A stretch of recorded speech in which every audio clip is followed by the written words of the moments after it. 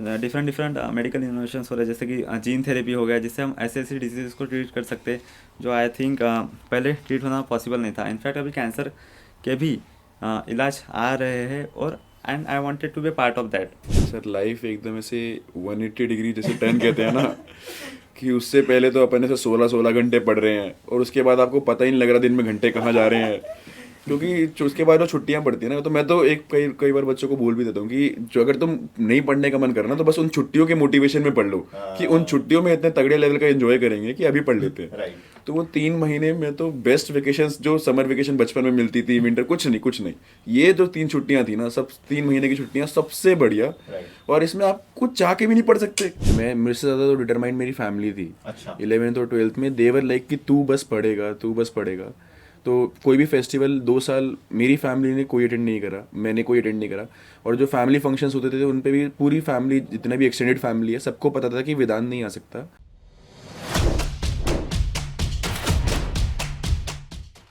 Hello everyone, welcome to another episode of make talks, जहां पर हम लेके आते हैं इंडिया के top most government medical colleges में पढ़ने वाले स्टूडेंट्स को और जानते हैं उनकी जर्नी को।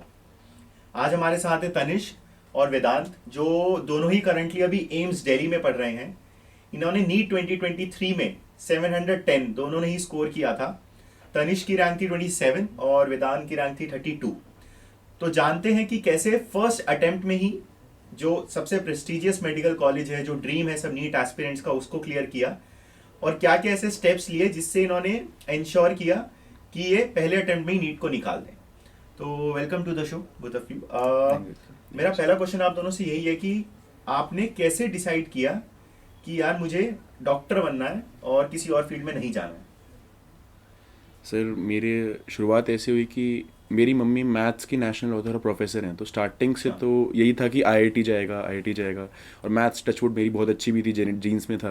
राइट। लेकिन मेरे पापा के बैक ऑफ द माइंड में ये था कि डॉक्टर बनना है, इसको डॉक्टर बनाना है। आपके परिवार में और कोई डॉक्टर है? नहीं सर, मैं फर्स्ट जनरेशन। और पापा का मेन, पापा और दादाजी वगैरह का यही था कि पहला डॉक्टर जो बनेगा घर का वो ये बनना चाहिए। अच्छा जी। nice. तो जब मैं 10th में आया तो मेरा एज सच कोई स्पेसिफिक मन नहीं था, लेकिन मेरे को पापा ने गाइड करा कि डॉक्टर के प्रोज एंड कॉन्स बताए। तो उसके बाद मैं डॉक्टर से, मतलब ऐसे इस मेडिकल फील्ड से बहुत ज़्यादा इन्फ्लुएंस हो गया। तो देन आई डिसाइडेड कि मेरे को मेडिकल ही लेना है और डॉक्टर ही बनना है। बायोलॉजी में इंटरेस्ट था? हाँ, बायोलॉजी में मेरा बहुत इंटरेस्ट था। मेरे को नई चीज़ें एक्सप्लोर करने में जो बायोलॉजी में मिलती थी, जैसे वो सब थ्योरीज वगैरह हो गए, बॉडी पार्ट्स वगैरह हो गए, वो मेरे को स्टार्टिंग से क्रेज रहा है। राइट। और मैथ्स में भी उतना इंटरेस्ट? मैथ्स में भी, मैथ्स तो जीन्स में था। बट आपने डिसाइड किया कि मेरे को डॉक्टर बनना है। राइट। और आपकी कैसी जर्नी रही? Sir if I start from 9th and 10th, so 9th और 10th में मेरा साइंस बहुत अच्छा था। अच्छा। सो साइंस में भी दो चीज़ें आ जाती है, इनफैक्ट उससे ज़्यादा आती है, लेकिन दो थी, एक तो आईआईटी करना है या फिर मेडिकल में जाना है। राइट। सो 10th में एक्चुअली क्या हो गया था, मेरे साइंस और मैथ्स दोनों में बहुत अच्छे नंबर आए थे। सो आई गॉट कन्फ्यूज कि मेरे को क्या करना चाहिए। So in 11th I took up IIT means JEE. अच्छा, जेई के लिए तैयारी कर? हाँ, जेई प्रिपरेशन शुरू कर दी थी मैंने। आपके घर में डॉक्टर्स हैं? और हाँ, मम्मी पापा डॉक्टर्स है। अच्छा, ठीक है। हाँ, बट उन्होंने हमेशा कहा कि देखो जो इच्छा है वही कर, जो करेगा वो दिल से करना। So I join the institute and after that I started preparing for JEE. But मन में ये था कि जो मेडिकल फील्ड में जितने फ़ायदे हैं ना, मतलब मेडिकल फील्ड के जितनी मेरे को एडवांटेजेस दिख रहे थे, जितने वो उससे फैसिनेशन हो रहा था, वो काफ़ी अच्छा था। जैसे कि for example different different medical innovations हो रहे हैं, जैसे कि जीन थेरेपी हो गया, जिससे हम ऐसे ऐसी डिजीज़ को ट्रीट कर सकते हैं जो आई थिंक पहले ट्रीट होना पॉसिबल नहीं था। इनफैक्ट अभी कैंसर के भी इलाज आ रहे हैं, और and I wanted to be part of that. Means इन सभी नए इनोवेशंस का मैं पार्ट बनना चाहता था, क्योंकि because there are many things to do. कि आप किसी का जीन किसी बैक्टीरिया में डाल के आप उससे इंसुलिन प्रोड्यूस कर सकते हो, जिससे कि डायबिटीज़ का इलाज तो अभी फ़िलहाल के लिए नहीं, लेकिन उससे एटलीस्ट राहत तो भी मिले। So that thing motivated me to take up medical. So in 12th I my sole focus was towards the NEET preparation. 11th में ये फ़ायदा हो गया था कि मैंने फिज़िक्स और मैथमेटिक्स और केमिस्ट्री बहुत अच्छे से पढ़ ली थी। सो उसका फ़ायदा फिज़िक्स और केमिस्ट्री में हो गया था। अच्छा। तो मतलब आप 11th तक तो तैयारी कर रहे थे जेई की। हाँ। बट जब आप 12th में आ गए, आपने डिसाइड किया कि नहीं, मैं जो हूँ अब नीट की तैयारी करूँगा। हाँ। और मैथ्स पे इतना ज़्यादा फोकस नहीं करूँगा। ये तो हो गया डिसाइड कि आपको नीट पढ़ना है। बट 11th और 12th का टाइम बहुत हेक्टिक होता है, राइट? आपको एक तो आप पहले 10th से 11th में आते हो ना, तो सिलेबस बहुत ज़्यादा शिफ्ट होता है, स्टडीज़ का प्रेशर बढ़ जाता है जी। उसको अडेप्ट करने में टाइम लगता है। दूसरी चीज आपको कोचिंग करनी है, आपके दिमाग में कंपटीशन है, उसकी भी तैयारी करनी है, एंड उसके बाद आप सब प्रेशर से भी डील कर रहे हो। तो मैं ये जानना चाहता हूँ कि आप लोगों का 11th और 12th का स्केड्यूल क्या था, किस तरह से आप टाइम को डिवाइड करते थे सेल्फ स्टडी के लिए, कोचिंग के लिए, एंड उसके बाद कैसे सब्जेक्ट वाइज स्ट्रैटेजी रखते थे? पहले आप अटेंडिंग स्कूल में थे, नॉन अटेंडिंग में? सर मैं नॉन अटेंडिंग स्कूल में अच्छा, था और कोचिंग आप जाते थे? कोचिंग जाता था मैं, और मैंने नॉन अटेंडिंग 11th-12th में लिया था। 9th-10th में मैं प्रॉपर अटेंडिंग मैंने स्कूल से करा। Right right right right. तो जैसा आपने बताया कि जब 11th में बच्चा आता है ना, तो जैसे मैं खुद आया था, तो मेरे लिए सब कुछ बिल्कुल नया एनवायरनमेंट था। अभी तक क्या है, आप क्लास के 40 या 45 बच्चों में कॉम्पीट कर रहे हो, उसमें आपके मार्क्स आ रहे हैं, बढ़िया मज़ा आ रहा है। लेकिन जैसे आप यहाँ पे एंटर करते हो 11th में, ये बिल्कुल एक डिफरेंट वर्ल्ड है जहाँ पे आप एंटर कर रहे हो। उसमें आपको जिन बच्चों आपको दिख रहे हैं, जो नहीं दिख रहे हैं, उन सबसे कम्पीट करना है, और बहुत कुछ है पढ़ने के लिए, और एंड नहीं है। एंड जब मैं आया तो स्टार्टिंग में 11th के जो फेजेस होते हैं ना, वो सब ऐसे हैं कि जब मैं आया तो स्टार्टिंग में बहुत एंथुसियास्टिक कि वो कर लूँगा।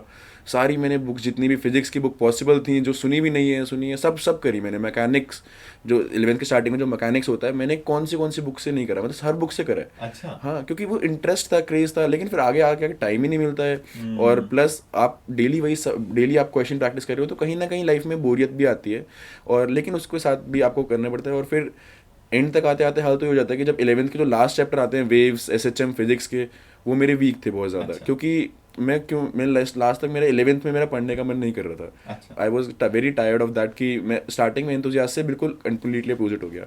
वही बाकी सब्जेक्ट्स में भी रहा, लेकिन बाकी सब्जेक्ट्स में मेरे को फ़ायदा ये रहा कि मेरे को बायो में जैसे बहुत इंटरेस्ट था स्टार्टिंग से ही, तो मैं बायो में एटलीस्ट मैंने बहुत ज़्यादा कॉन्सेप्चुअली सुना हुआ था, और मेरे को बस याद करना रह गया था। अच्छा। तो 11th तो मेरी इस तरह से गई। लेकिन मैं जब 12th में आया, तो 12th में मैंने देखा कि मैंने रियलाइज़ करा स्टार्टिंग में कि मेरी 11th कंपेरेटिवली वीक है। मैं 12th के साथ वो गेम नहीं खेल सकता हूँ। अगर मेरे को कुछ क्रैक करना है, तो मेरे को 12th में एटलीस्ट अपना बेस बनाना पड़ेगा, और 12th में मेरे को एक एडिशनल काम भी करना है, 11th भी स्ट्रॉन्ग करनी है। तो मैंने 12th में मैंने बहुत जिसे कहते हैं लिटरली, जो आप बिल्कुल 16 घंटे की पढ़ाई कर रहे हो, मैंने वही करा है। 12th में आते ही मैंने सारी जो भी रेलिवेंट बुक्स थी, और जो क्लास में पढ़ाया गया, सब कुछ एकदम मैंने डीपली पढ़ा। और लास्ट में आते हुए, फिर लास्ट में मैंने 11th भी बहुत अच्छे से रिवाइज करी। फिर फुल सिलेबस देते फिर नीट तक जब मैं था, तो मैं ऐसे था कि अब मुझसे 11th-12th में, आप 11th और 12th में कहीं से कुछ भी पूछ लो, मैं हो सकता है इस मोमेंट पे भूल रहा हूँ, लेकिन मेरे को कॉन्सेप्ट आता है और क्वेश्चन आता होगा। तो मेरे को मॉक टेस्ट में जाने से पहले बस यही रहता था कि अगर मैं ऑन स्पॉट कोई 1-2 क्वेश्चन भूल गया तो भूल गया, लेकिन मेरे को कॉन्सेप्ट आता होगा। ऐसा कोई क्वेश्चन नहीं होगा जो मैंने कभी सुना ही ना हो, देखा ही ना हो, ऐसा नहीं होगा। तो आपने बहुत ज्यादा फोकस किया क्वेश्चन प्रैक्टिस पे, कॉन्सेप्ट क्लैरिटी। जी। अगर मैं समझना चाहूँ कि आप कोचिंग को कितना टाइम देते थे, सेल्फ स्टडी को कितना टाइम देते थे, वो किस तरह से डिवाइड करते थे, एंड डेली के कितने क्वेश्चंस प्रैक्टिस करते थे? सर मेरे को ऐसे था कि मैं 6-6.5 घंटे की स्लीप लेता था। ठीक है। और बाकी 2 घंटे, मतलब आधे घंटे का मैं हर टाइम खाना रखता था। तो मेरे को खाने में मेरे को बड़ा मज़ा आता था, और मैं ऐसा था कि खाना मैं कॉम्प्रोमाइज़ नहीं करूँगा, टाइम मेरा कॉम्प्रोमाइज़ नहीं होगा। भले से वो मैं टीवी देख के खा रहा हूँ, यूट्यूब देख के खा रहा हूँ, मैं उसमें कॉम्प्रोमाइज़। तो आधे घंटे का खाना पर टाइम, और 1-1.5 घंटा वैसे निकल गया। बाकी मैं पूरा टाइम स्टडी करता था। तो 15 से 16 घंटे की स्टडी थी।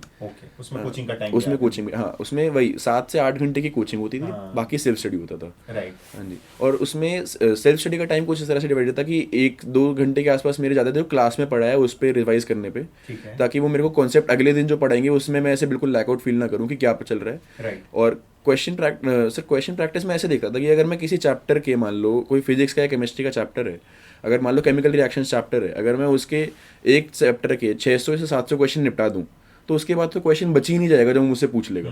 तो अगर मैंने एक चैप्टर के 700 क्वेश्चन कर लिया, तो उसके बाद उसके पास है ही नहीं पूछने के लिए। वो शब्द घुमाएगा, मतलब लैंग्वेज अलग कर देगा, डाटा बदल देगा, लेकिन क्वेश्चन वही रहेगा। तो मैं ऐसे देखता था कि 700 क्वेश्चन करने हैं मेरे को पर चैप्टर। ओके, 700 क्वेश्चन पर चैप्टर। तो आपने 2 साल की जर्नी में अप्रोक्सीमेटली कितने क्वेश्चन सॉल्व करे होंगे? अप्रोक्सीमेटली अगर मैं आपको मैंने लास्ट के 1 महीने में 15,000 क्वेश्चन सॉल्व करे थे। लास्ट के 1 महीने में? हाँ, 30 दिन में 15,000? 30 दिन में 15,000 क्वेश्चन सॉल्व करे थे, और मैंने गिन के सॉल्व करे थे।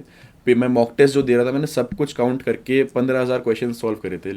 और उससे पहले पर चैप्टर के अगर मैं 700 क्वेश्चन लगाऊं, तो अप्रोक्सीमेटली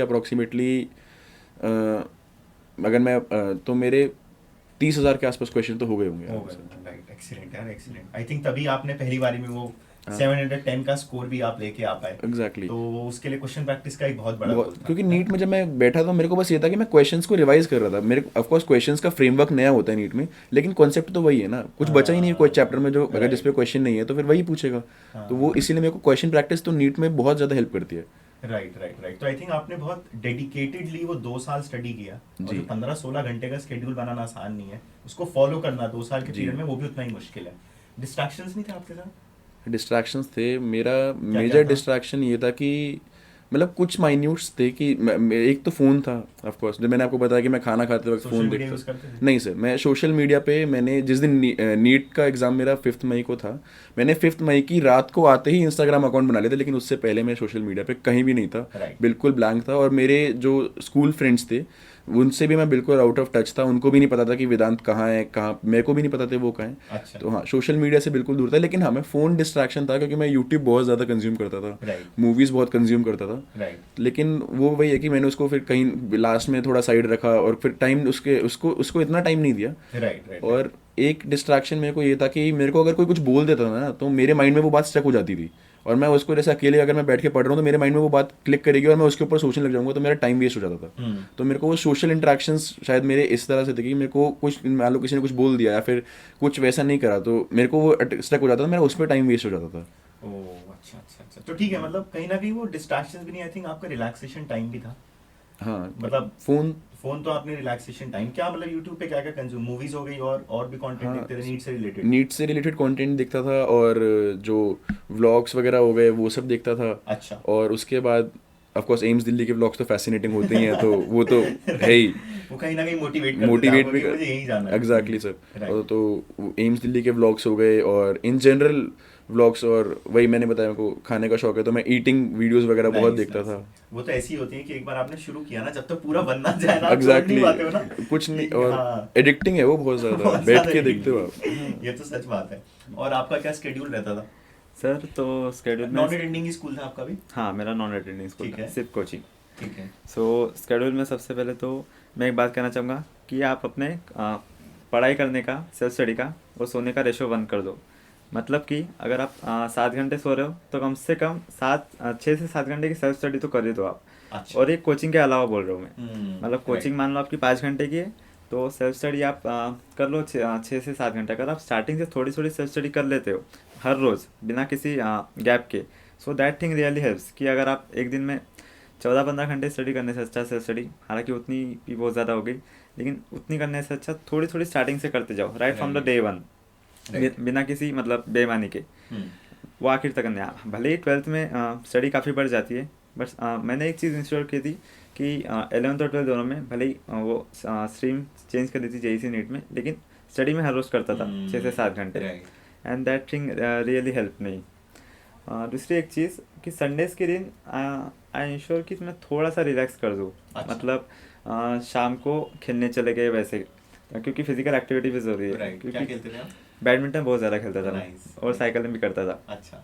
हाँ, तो लेकिन जब 12th में मैं हॉस्टल शिफ्ट हो गया, क्योंकि 11th में मेजर तो ऑनलाइन हो गया था कोविड की वजह से, बट 12th में जब मैं हॉस्टल शिफ्ट हो गया था, कोचिंग वगैरह सब ऑफलाइन हो गए थे, तब तो साइकिलिंग नहीं, लेकिन हाँ बैडमिंटन खेलता था किसी किसी के राइट साथ। राइट हाँ, राइट। आप अपना डे कैसे स्पेंड करते थे? डे में मेजर तो सुबह उठ गए 7 बजे, फिर पढ़ना शुरू कर दिया फ्रेश होने के बाद। राइट। फिर 8 से 12 बजे तक पढ़ लिया, खाना खा लिया, फिर अपने कोचिंग चले गए, Right. जो हमारी 1 से 8 बजे रहती अच्छा, है। आपकी कोचिंग थी 1 से 8? 1 से 8 रहती है अच्छा। हमेशा। तो उसके बाद 8:30 बजे आ गए, 8 हाँ। साढ़े 8 बजे, और फिर खाना खा लिया, थोड़ा सा फ्रेश हो गए, थोड़े से गाने भी सुन लिए ताकि Right. मेंटल रिलैक्सेशन हो जाए। हाँ। मम्मी पापा से बात कर ली, और फिर 9 साढ़े 9 बजे पढ़ने को बैठ जाते थे। अच्छा। और कंटिन्यूस फिर 12 बजे तक तो पढ़ना ही है। राइट मीन्स छोटे छोटे स्लॉट्स में, कभी 3 घंटे के स्लॉट्स, कभी 2 घंटे के स्लॉट्स, राइट बट उससे पहले तो उठना नहीं है। राइट। एक और चीज़ ट्राई करी थी मैंने, मतलब काफ़ी एक्सपेरिमेंट्स किए स्टडी टेक्निक के साथ, जैसे 1 घंटा पढ़ लिया, फिर 10 मिनट का ब्रेक ले लिया, ऐसा भी हाँ। किया है स्टार्टिंग में। लेकिन मैंने और स्टार्टिंग में मैंने ये भी किया था, मैंने सुबह उठने की कोशिश की थी, मतलब सुबह उठ के पढ़ लेना, लेकिन मेरे को जल्दी पता चल गया मैं सुबह इतना नहीं उठ पाता हूँ, मतलब 5-6 बजे, 4-5 बजे उठना मेरे बस की बात नहीं। Right, सो right. मैंने फिर अपना शेड्यूल नाइट को शिफ्ट कर दिया, कि नाइट रात को, जैसे 12th में लास्ट में 6 महीने, लगभग नीट से 4-5 महीने पहले, मैं मतलब 2-2 बजे तो पढ़ता रहता था, 2-3 बजे। सो मतलब वो चल जाएगा मेरे को, मतलब रात को कितना भी देर हो जाए, कितना लेकिन पढ़ा लो। मैं सुबह नहीं उठ पाता हूँ। हाँ। सो इट्स टोटली फाइन कि अगर आप सुबह नहीं उठ पाते हो तो, क्योंकि पढ़ाई आपकी जो आपका ऑप्टिमम टाइम है वो सबके लिए अलग रहता है। इट्स बेटर कि आप अपने उस पर ही पढ़ाई करो। राइट। और जैसे अभी अपने इंडिया में बहुत सारे फेस्टिवल्स भी आते हैं, हाँ। तो और बहुत सारे फंक्शंस भी आए थे फैमिली में, तो उसके लिए मैंने थोड़ा सा मतलब रिस्ट्रिक्शन लगा दिया था। मतलब मैं फ्रैंकली स्पीकिंग मैं अपनी दीदी की शादी अटेंड नहीं कर पाया था ढंग से। मतलब पूरा प्रोग्राम पूरे दिन का था, तो मैं अपनी सर भी कोचिंग क्लास करके और थोड़ा सा पढ़ाई करके फिर गया था। तो मतलब शादी तो अटेंड नहीं हो पाई थी, बस मिलने गया था। अच्छा, सो सगी दीदी। हाँ, सगी दीदी नहीं, मतलब बड़ी Cousin मम्मी, दीदी। हाँ, लेकिन काफ़ी क्लोज है वो, you right can say. Right right right, तो वो सैक्रिफाइस रहा आपका। हाँ, and that paid of. Right. और एक और चीज़ कि 12th स्टैंडर्ड में मेरे को याद है, मेरे को टाइफाइड हो गया था। अच्छा। हाँ, तो उससे मेरे को काफ़ी दिक्कत हुई थी। मतलब बहुत वीकनेस रहता था। तो क्योंकि मेरे मम्मी पापा डॉक्टर है, तो वो हॉस्टल आते थे। मतलब मैं हॉस्टल पर्टिकुलरली नहीं, मैं रूम करके रहता था। अच्छा। सो फिर वो टेक केयर करते थे मेरे को। सलाइन पड़ती थी हाथों को, तो बड़ी दिक्कत होती थी तब। लेकिन उस टाइम में भी मैंने ये इंश्योर किया कि मैं क्लास मिस नहीं करूँगा। अच्छा, मतलब मैं सच कहता हूँ, मैंने एक भी क्लास मिस नहीं की है पूरे 11th 12th में। और मतलब आपको एक भी नहीं। वीकनेस नहीं लगता था? वीकनेस तो लगता था, लेकिन तो भी मैं जाता था तो भी। वाह, मतलब एक्सीलेंट। लिटरली मैंने एक भी क्लास मिस नहीं की है। सो हाँ। अगर उस लेवल का डिटर्मिनेशन आपके अंदर आ जाए ना, तो आप कर सकते हो कुछ भी। राइट राइट हाँ, लेकिन अगर ऐसा भी नहीं कि अगर आपको कोई बड़ी बीमारी होगी तो तब जाओ। मेरी तब छोड़ हालत, दो। हाँ, तब मतलब ठीक है, तब रेस्ट कर लो, क्योंकि हेल्थ भी ज़रूरी है। हम्म। लेकिन मैं चला जाता था, क्योंकि राइट, थोड़ी सी ताकत थी तो यूज़ कर लेते यूज कर लेते जाने थे। में। राइट राइट, तो आपने काफी ज्यादा सैक्रिफाइसेस दिए, कजन दीदी की शादी का, हाँ, और टाइफाइड हुआ तो तब भी आपने क्लासेस अटेंड की। हाँ, एंड किसी के लिए इंस्पायरिंग भी हो सकता है, बट इसका मतलब ये नहीं कि आपकी हेल्थ ज्यादा ही खराब है तब भी आप जा रहे हो। हेल्थ इज वेल्थ, तो अगर आपको लगता है कि नई हालत है, मत जाओ, और उसके बाद आप उसको कवर कर सकते हो। आई थिंक तनिष्क के अंदर क्योंकि कॉन्फिडेंस था, वो उसको पता था जा सकता है, तो ही कंटिन्यूड हाँ, that, and in the and उसने उसको पे ऑफ भी किया। हाँ, दैट इज एक्सीलेंट। क्योंकि कोचिंग पास में थी, हाँ, तो राइट इसलिए जा सकता था। Right right right. अच्छा, फेस्टिवल्स आपने बोला कि फेस्टिवल्स बहुत आते हैं, right? होली हो गया, दिवाली हो गया, दशहरा हो गया, ईद हो गया, कोई भी फेस्टिवल आता है, हमारा कल्चर ही ऐसा है कि हमें सेलिब्रेट करने का बड़ा मन करता है ना। तो उस टाइम पे फैमिली में भी एनवायरनमेंट अलग रहता है।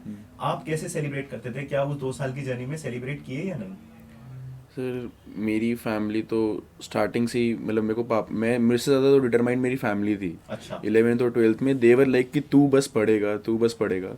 तो कोई भी फेस्टिवल 2 साल मेरी फैमिली ने कोई अटेंड नहीं करा, मैंने कोई अटेंड नहीं करा।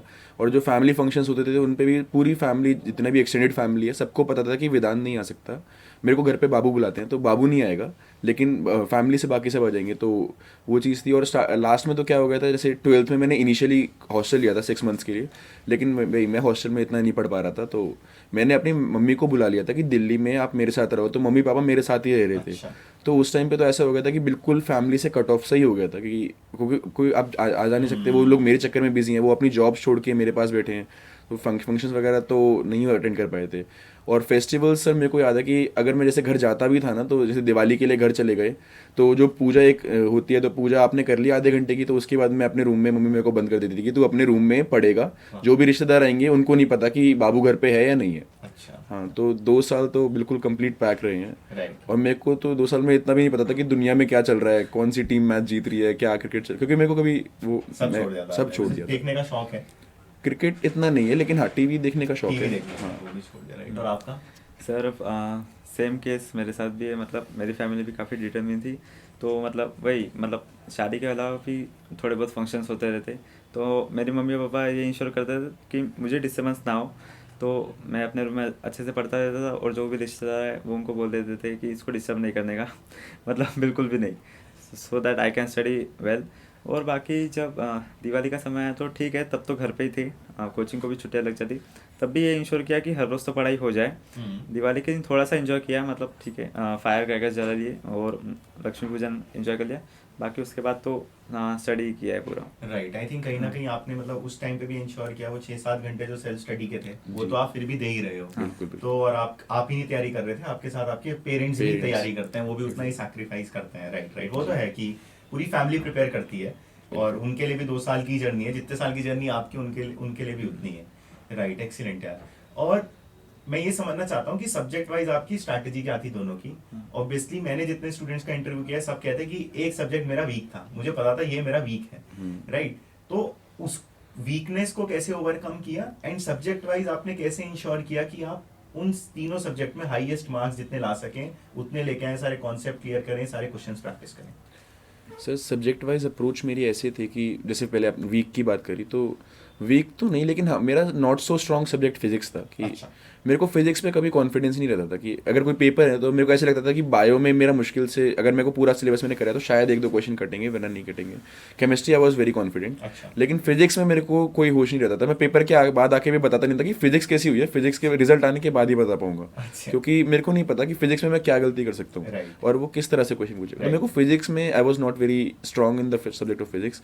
तो फिजिक्स को कंपेयर कर मतलब ऐसे उसमें एक्स्ट्रा मेहनत तो ऑफकोर्स करनी पड़ी, लेकिन मैं एक चीज़ में ब्लेस रहा कि मेरे टीचर्स मेरे को बहुत सपोर्ट करा, मेरे टीचर्स ने। तो मैं उनसे लिजिट जो कहते हैं ना कि तुम मुझसे एक क्वेश्चन 10 बार पूछो, मैं पूछता था। और मेरे को पता है मेरे क्वेश्चन बहुत बार सिली भी होते थे, राइट। मेरे को खुद रियलाइज होता था, लेकिन मैं पूछता था तो मेरे को उन्होंने एक एक क्वेश्चन को डिटेल्ड एक्सप्लेनेशन हर बार दिया है। तो मेरी फिजिक्स मेरे को कहीं ना कहीं फिर एंड तक आते आते तो फिजिक्स से प्यार हो गया था, क्योंकि मेरे टीचर्स बहुत अच्छे थे। और सिर्फ फिजिक्स में नहीं, बायो में भी थे और केमिस्ट्री में भी मेरे टीचर्स बहुत अच्छे थे। तो मेरे को टीचर्स ने बहुत ज़्यादा हेल्प करी है। और मैं तो बोलता भी हूँ कि विदाउट टीचर्स एंड पेरेंट्स मैं शायद नहीं कर पाता, शायद क्या मैं कंफर्म नहीं कर पाता। राइट। और क्वेश्चन प्रैक्टिस तो फिर मैंने आपको बताया कि हर चैप्टर के 700 क्वेश्चन मिनिमम या 700। स्ट्रैटेजी क्या आप करते थे? जैसे आपको बायो पढ़ना है, बायो का कहाँ से पढ़ा, कौन सी बुक्स आपने ली पढ़ने के लिए? फिजिक्स के लिए आपने बताया कहीं ना कहीं, बट उसके लिए भी स्ट्रैटेजी क्या आप करते हो? केमिस्ट्री के लिए? सर केमिस्ट्री के लिए अगर मैं स्टार्टिंग से, केमिस्ट्री पहले आपने एक बार क्लास में सुन लिया, पूरा क्लास में बिल्कुल एकदम आपने 100% फोकस से सुना।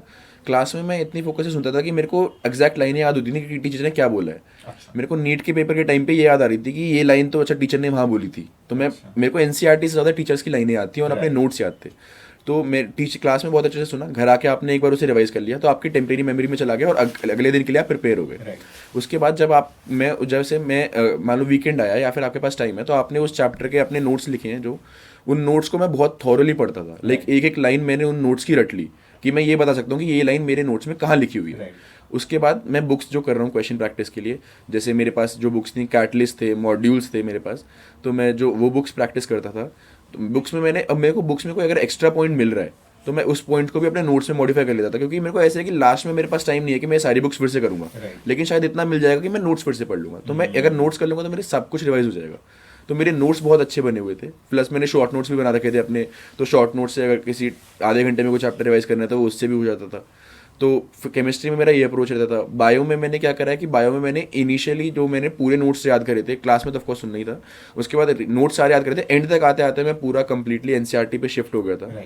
मैंने नोट्स एंड तक आते नहीं देखे थे, मैंने एनसीईआरटी अपनी एनरिच कर ली थी। एनसीईआरटी एनरिच से मेरा मतलब है कि मैंने एनसीईआरटी में जैसे पीवाईक्यूज जो आए हुए हैं ना, जो आउट ऑफ एनसीईआरटी हैं, वो मैंने एनसीईआरटी में ही लिख लिए थे। अच्छा। कि ये वाला पॉइंट जो है ये उस साल आया हुआ है और ये इंपॉर्टेंट कॉन्सेप्ट है, ये एनसीईआरटी के जो साइड में स्पेस होते हैं मैंने वहाँ पे लिख लिए थे। तो मैं जब एनसीईआरटी रिवाइज करता था तो थोड़ा टाइम बढ़ जाता था, लेकिन मेरा सब कुछ रिवाइज हो जाता था। तो बायो में मेरी वो अप्रोच रही। फिजिक्स में वही कि थ्योरी में बहुत थ्योरी पढ़ी आपने और फिर क्वेश्चन प्रैक्टिस। फिजिक्स में तो बहुत एक्सटेंसिव क्वेश्चन प्रैक्टिस की जरूरत होती है। राइट। तो ये आपने ऑप्ट किया सब्जेक्ट वाइज स्ट्रैटेजी। आपकी क्या रही सब्जेक्ट वाइज स्ट्रैटेजी? हाँ सर, तो सबसे पहले तो मैं अपना स्ट्रॉन्गेस्ट सब्जेक्ट और वीकेस्ट सब्जेक्ट बता देता हूँ। स्ट्रॉन्गेस्ट तो मेरा फिजिक्स था और weakest as I have said कि मेरा मतलब 11th से 12th जेई से नीट में ट्रांजिशन हुआ तो वीकेस्ट वही रहा बायोलॉजी। थोड़ा सा मतलब स्टार्टिंग में काफ़ी दिक्कत जाती थी, क्योंकि क्वेश्चन आइलैंड के मतलब कोचिंग के पेपर्स में काफ़ी घुमा फिरा के आते थे। डीप एनसीईआरटी की डीप लाइन से क्वेश्चन आते थे।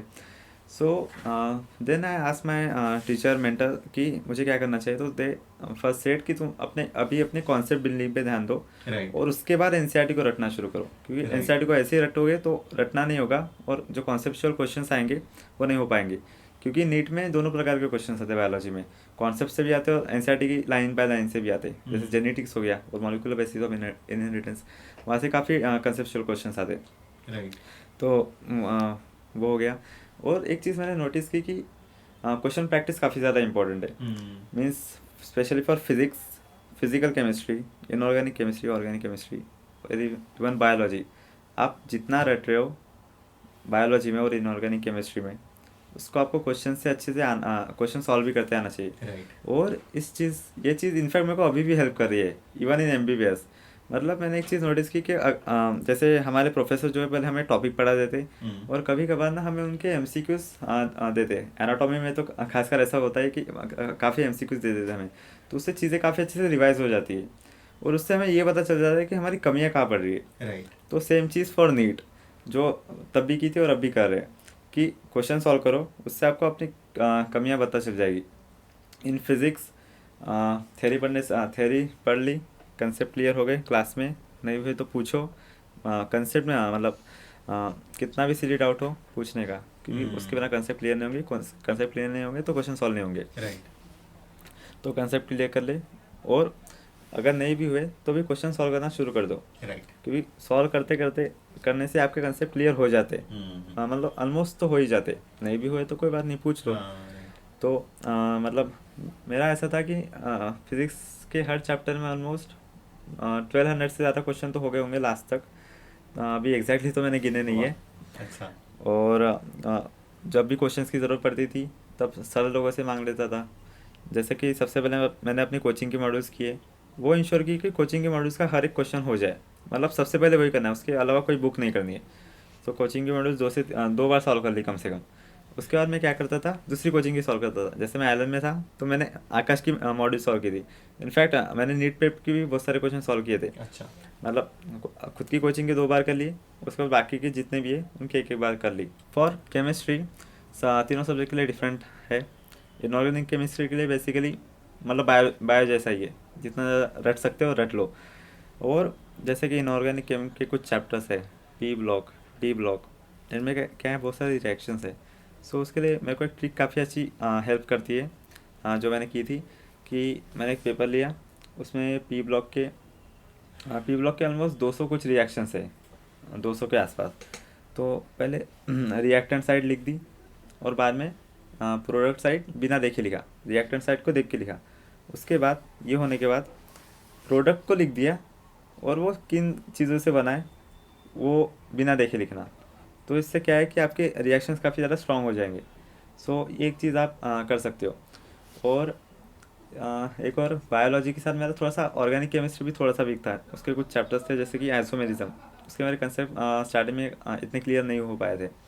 सो वो लास्ट तो उसके लिए जो मैंने स्ट्रैटेजी अपनाई वो थी क्वेश्चन प्रैक्टिस और एनसीईआरटी को पढ़ना। मैंने ऑर्गेनिक केमिस्ट्री का जब वो एनसीईआरटी से चैप्टर पढ़ा था आइसोमेरिज्म का, तो काफ़ी अच्छे से समझ में आया था। उसके बाद मैंने एनसीईआरटी के जो पीछे के बैक के एक्सरसाइजेस है ऑर्गेनिक केमिस्ट्री के हर एक चैप्टर के, वो मैंने सॉल्व किए थे, क्योंकि वो काफ़ी अच्छे क्वेश्चन रहते। इनफैक्ट कुछ कुछ क्वेश्चन रहते जिनमें कि पूछा जाता कि इस रिएक्टेंट से इस प्रोडक्ट आप कैसे पहुँचोगे, और इनमें काफ़ी सारी स्टेप रहती। तो जब आप इन क्वेश्चन को सॉल्व करोगे तब आपकी इतनी अच्छी रिवीजन हो जाएगी चैप्टर की या फिर मोस्ट ऑफ द रिएक्शंस की, which will really help. Right. तो इनऑर्गेनिक हो गया, Organic ऑर्गेनिक हो गया। हाँ। अभी फिजिकल केमिस्ट्री में जस्ट लाइक फिजिक्स, फिजिक्स। जितना क्वेश्चन सॉल्व कर सकते हो कर लो, उतना कंसेप्ट बिल्ड करो, Right. कोचिंग के मॉड्यूल्स बाद Right, में right. बाकी। आप जेई की तैयारी कर रहे थे, यस, तो आपका बैकलॉग बन गया था बायो का, राइट? बहुत ज़्यादा। बहुत ज़्यादा। तो स्टूडेंट्स का बैकलॉग बहुत बनता है। हाँ। वो बैकलॉग को क्लियर कैसे करें ये इंश्योर करके कि मैं प्रेशर में ना हूँ। तो अगर आपको बैकलॉग क्लियर करना है तो सबसे पहले तो आप उसको वीकेंड्स पे कर सकते हो। Right. But sometimes there are chapters like in physics for example rotational motion है, तो वो चैप्टर उसके पहले के 6-7 चैप्टर पे डिपेंडेंट है। सो उसको आप डायरेक्टली सॉल्व नहीं कर सकते। सो अगर आपका उन 6 चैप्टर्स का बैकलॉग बचा हुआ है then solve those chapter first.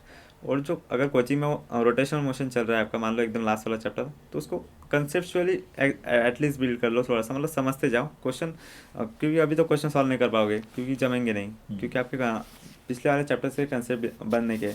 So coaching attend करो, क्लासेस अटेंड करो उस चैप्टर की, और जो उसके पीछे के चैप्टर्स है उसके बेसिक बिल्डिंग ब्लॉक्स उनको पहले अच्छे से समझो, उनमें अपना सारा दिन बिता दो, मतलब संडे वो सब यूटिलाइज कर लो।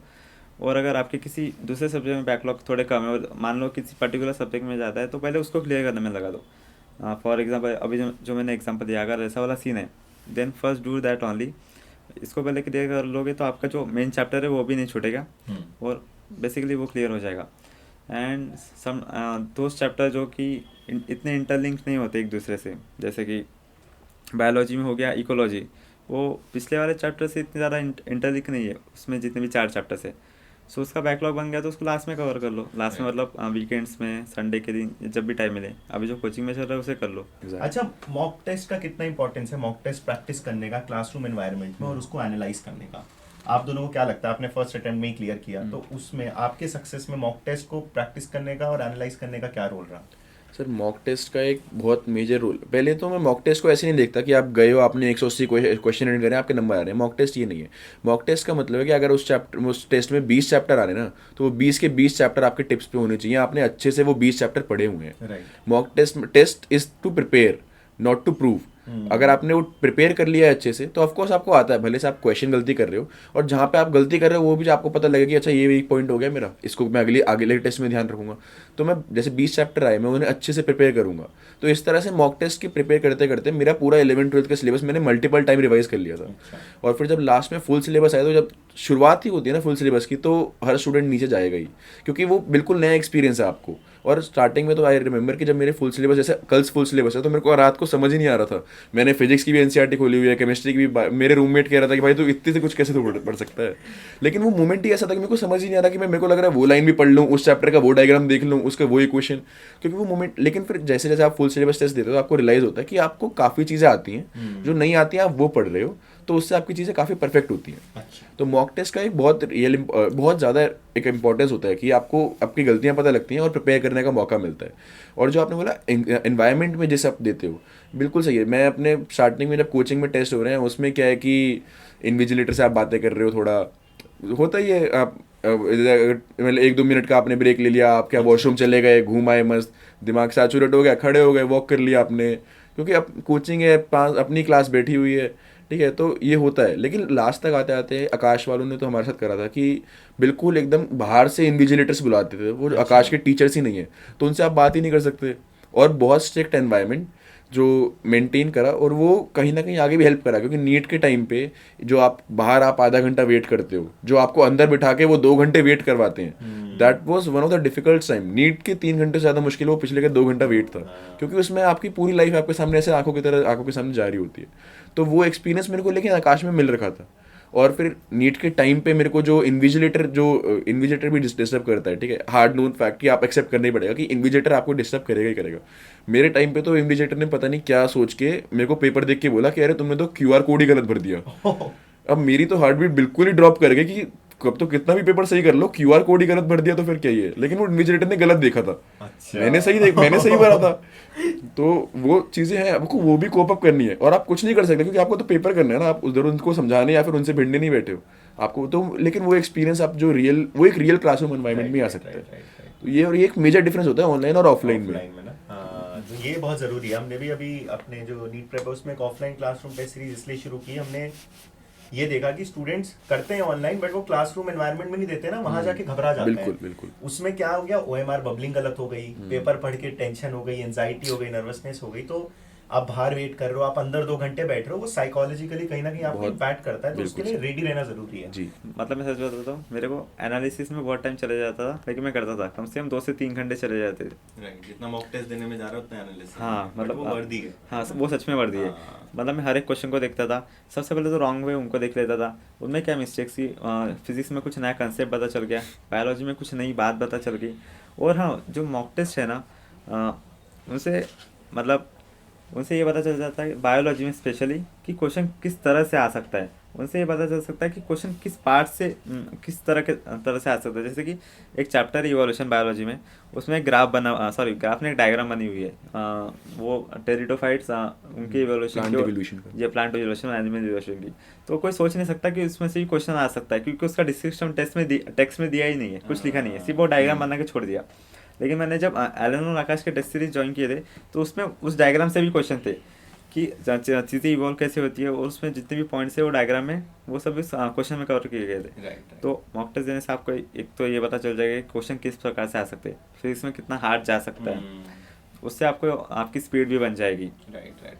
तो वो चीज़ नीट में काफ़ी हेल्प करेगी। और एनालिसिस में मैं ये बात ध्यान में रखता था, कुछ नया पॉइंट पता चल गया बायोलॉजी में या फिर केमिस्ट्री में, तो उसको एक कॉपी में लिख देना।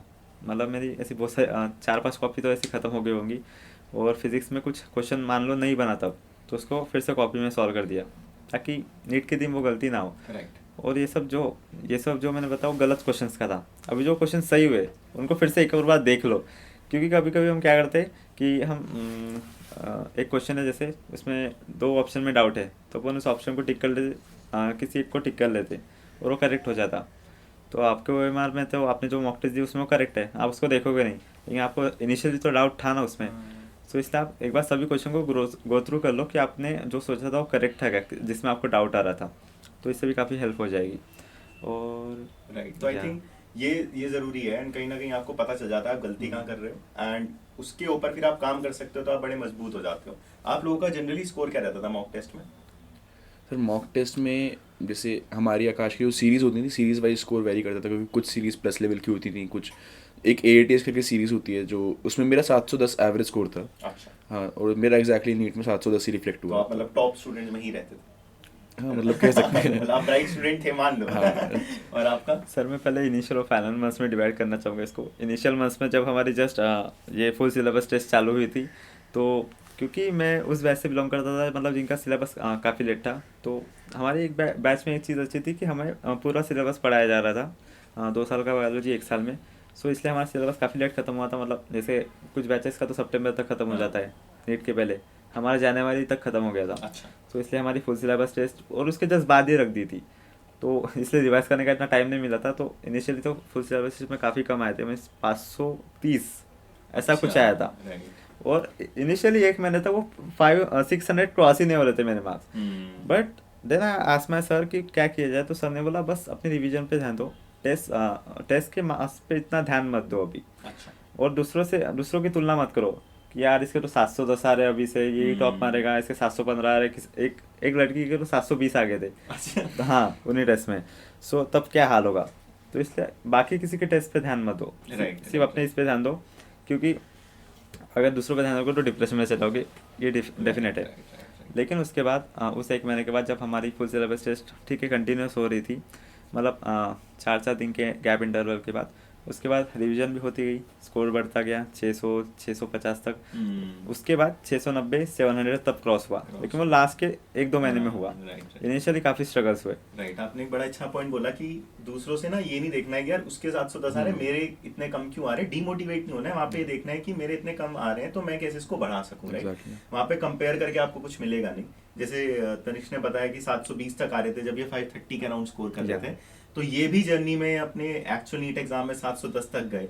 तो अगर आपके भी स्कोर स्टक है कहीं ना कहीं इस लेवल के अराउंड, तो जरूरी नहीं है कि आप घबरा के यार मेरे से नहीं होगा, आप भी उतना स्कोर कर सकते हो। आप अपने आप को बस मोटिवेट रखें और उसको सही से एनालाइज करके आगे बढ़ सकते हो। राइट, अच्छा, ये मैं समझता हूँ कि 2 साल की क्योंकि जर्नी लंबी है, तो बहुत सारे मोमेंट्स ऐसे आते होंगे जब आप डीमोटिवेट हो गए, बहुत प्रेशर है, उस स्थिति से अपने आप को निकाल के मोटिवेट कैसे करते थे?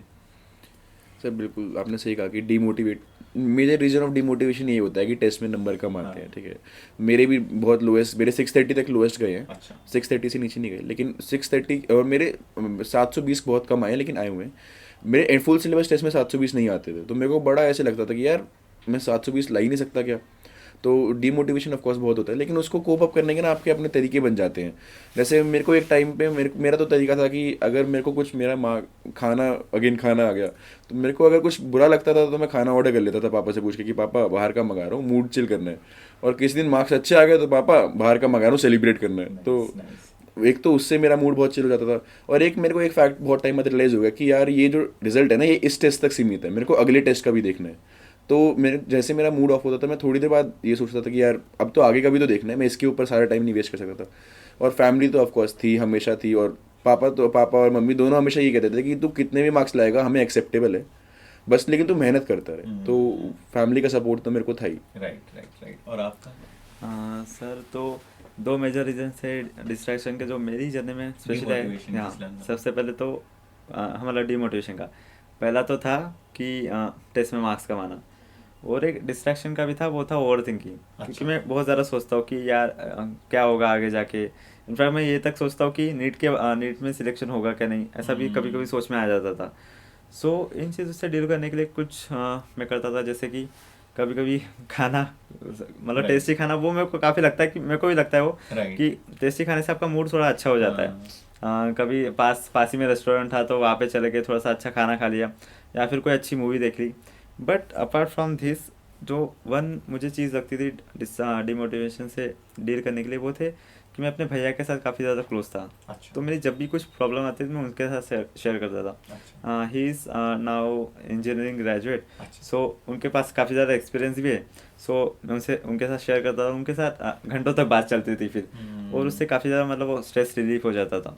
राइट। उनके साथ सारी बातें शेयर करता था, Right, वो right. सब मतलब टेस्ट में कभी मार्क्स कम आ गए, या फिर किसी ने कुछ बोल दिया वो भी हो जाता था, या फिर कभी कभी सिली डाउट्स मैंने पूछ लिए तो कभी कभार ही हुआ है, लेकिन सर ने उस पर डांट दिया हो, ऐसा भी हो जाता है। तो लेकिन भले ही सिली डाउट्स पे अगर सर ने डांटा भी है तो भी पूछो, पूछ लो, मतलब कंसेप्ट क्लियर नहीं होगे तो आपको मतलब गलतियाँ करोगे वो आगे गलतियां जाके। करते रहोगे ना, वो हाँ। कलेक्ट होती रहेगी कि अभी तो आपको लग रहा है छोटी सी चीज है, लेकिन वो कॉन्सेप्ट क्लियर नहीं होगा तो आपको आगे भी दिक्कत करेगी। तो कोई डाउट सिली डाउट नहीं है, आप बस जाके हिम्मत रखो पूछने की। हाँ, वो एक लाइन है ना कि the only question that was silly was the one that is not asked. Yes, तो वही, वो बिल्कुल सही लाइन है। या राइट राइट राइट। एंड तो दोनों की स्ट्रैटेजी से ये समझ आया कि जब भी डिमोटिवेशन हो, प्रेशराइज हो, या तो अपनी फेवरेट हॉबी में इंडल्ज हो जाओ, जो खाना ऑर्डर करना हो सकता है, कुछ खेलना हो सकता है, कुछ मूवी देखना हो सकता है, या फिर किसी मेंटर की हेल्प ले लो जो आपको बात करके अपलिफ्ट करे, जो आपको अच्छा फील करा सके। हाँ, तो वो बहुत जरूरी है। मतलब आपके पास गुड सपोर्ट सिस्टम होना हाँ, चाहिए। good support अगर system। वो हो गया तो आपको किसी चीज़ की टेंशन लेने की ज़रूरत नहीं है। Exactly। राइट, क्योंकि डिमोटिवेशन सबकी लाइफ में आता है। हाँ। हम टॉपर से हमारे भी लाइफ में आया है,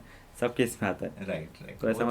तो ऐसा मत सोच लेना कि आप सिर्फ आपकी लाइफ में है। एग्जैक्टली। तो वो भी एक पार्ट है 2 साल की नीट प्रिपरेशन की जर्नी का। Exactly। डिमोटिवेट होना, प्रेशराइज होना, वो भी एक पार्ट है, और वो आपको कहीं ना कहीं आगे आने वाली चैलेंजेस के लिए भी लाइफ में प्रिपेयर स्ट्रॉन्ग करता करता है। है जी। राइट। तो ये आपकी 2 साल की जर्नी रही है। फाइनली जब जो नीट का एग्जाम था, जिस दिन था, मुझे उस दिन का बताइए, कितनी एंजाइटी थी उस दिन, पढ़े या नहीं पढ़े, कैसा रहा वो दिन आपका? सर मैं तो जाने से पहले तो, लेकिन मैं टेंस बहुत कम था, पता नहीं क्यों। मैं नीट के टाइम पे मैंने बताया ना, मेरी फैमिली बहुत सपोर्टिव थी। तो उनको ये था कि तू कितने भी नंबर लाएगा ना, तू 0 भी लाएगा, 720 भी लाएगा, हमारे लिए तू हमारा बाबू ही रहेगा। राइट। ठीक है, तूने मेहनत करी है वो हम जानते हैं। तो एक फैमिली सपोर्ट जो मेरे पास था वो बहुत टचवुड बहुत अच्छा था। तो मेरे को टेंशन बिल्कुल भी नहीं थी। हाँ, लेकिन पढ़ने का बहुत था। मैं आई रिमेंबर कि मैं सुबह जाते जाते मैं यूं तेज तेज पन्ने पलट रहा था कि जो दिख रहा है वो बस स्टोर होता रहे। मैंने पूरी एनसीईआरटी की बायोलॉजी 5 से 10 मिनट के अंदर पूरी पलटी है। अच्छा। क्योंकि मेरे को जो दिख रहा है, मेरे को ऐसा है कि सब पढ़ लूंगा, सब पढ़ लूंगा।